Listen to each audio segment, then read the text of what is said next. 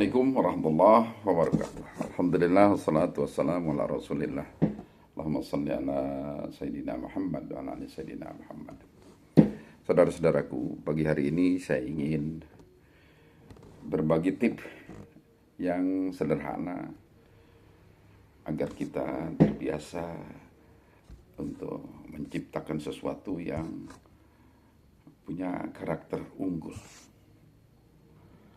Pikiran kita, daya kreasi kita, ciptaan kita,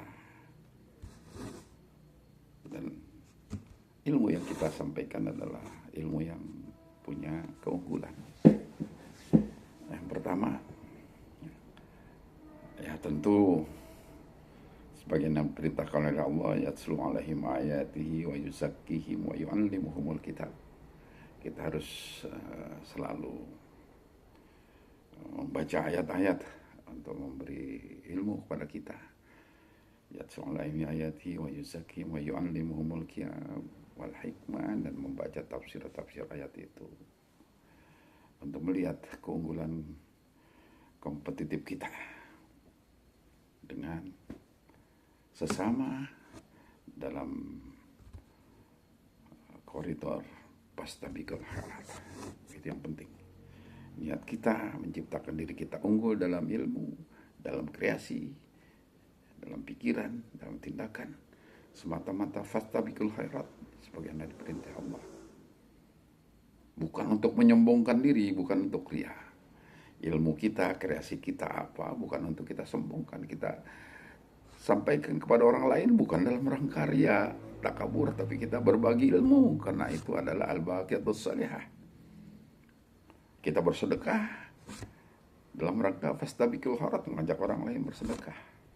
Kita mau baca Al-Quran, nah, sekali-kali kita posting untuk mengajak orang, menginspirasi orang tentang ayat-ayat yang kita baca, tentang makna dibalik ayat-ayat itu. Saya memberi contoh. Di rumah saya memelihara seekor ayam. Ayam unggul, jenis ayam Bangkok yang unggul. Badannya besar, suaranya keras, tampilannya meyakinkan. Jadi sekali waktu saya bawa ayam Bangkok yang lain, yang lebih kecil. Saya taruh di depannya. Jangankan berantem, ayam Bangkok kan sukanya berantem ya, diadu. Saya bukan untuk mengadu, saya untuk mengukur bagaimana kualitas seekor binatang, ayam, yang punya keunggulan, bisa berkompetisi. Jadi baru ayam itu dihadap-hadapkan, si ayam yang lebih kecil ini lari. Karena mendengar suara kokoknya, suara kuruyuknya dalam bahasa Sunda, dia takut. Karena ayam itu punya keunggulan, suaranya, penampilannya, badannya.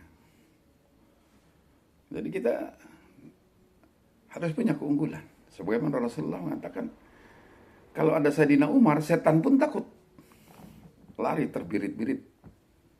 Kenapa? Karena Umar punya keunggulan yang ditakuti oleh setan itu. Terhadap manusia kita harus punya keunggulan agar orang mau belajar dari kita, mau mencari sesuatu yang mereka perlukan untuk diri mereka. Atau paling tidak agar kita bisa membawa inspirasi. Karena memang fastabiqul khairat adalah sesuatu yang diperintah oleh Allah. Artinya fastabiqul khairat itu berlomba-lomba dalam khair, dalam kebaikan. Kebaikan dalam ilmu, kebaikan dalam kreasi, daya cipta, kebaikan di dalam penampilan personal dan kepemilikan kita. Kepemilikan ilmu, kepemilikan harta, kepemilikan akhlak. Itu yang penting pada diri kita. Jangan sampai diri kita rendah kualifikasinya. Tidak bisa berkompetisi, tidak punya keunggulan kompetitif dengan yang lain. Sehingga kita berada di level yang di bawah.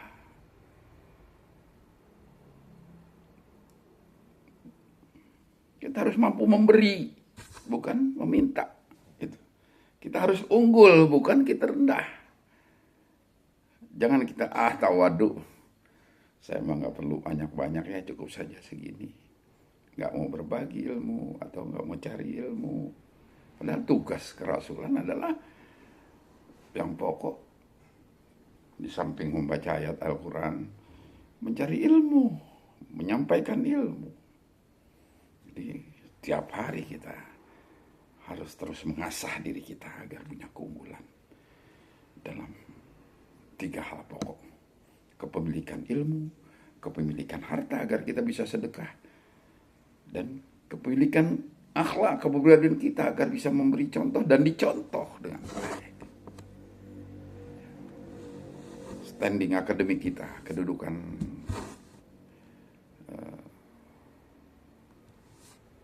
ilmu kita di bidang akademik harus kokoh, kuat, agar kita mampu mentransfer ilmu dengan sebaik-baiknya.